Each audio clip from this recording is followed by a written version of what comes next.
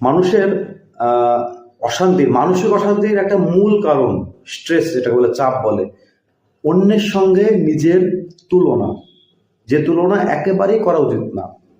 আপনি যা যোগ্য আপনি তাই পাচ্ছেন। কি তুলনা? অন্যের ধন সম্পদ, গাড়ি বাড়ি, অন্যের ছেলে মেয়ে, অন্যের বউ, সব যেন আপনার থেকে বেশি ভালো মনে হয়।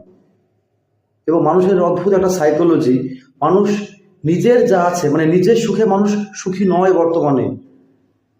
মানুষ নিজের সুখে সুখী নয় বর্তমানে, মানুষ অন্যের সুখে দুঃখী। হ্যাঁ, মানুষ অন্যের সুখে দুঃখী। আবার এটাও বলা চলে, মানুষ অন্যের দুঃখে মানুষ নিজে খুশি, কিন্তু মানুষ নিজের সুখে সুখী নয়।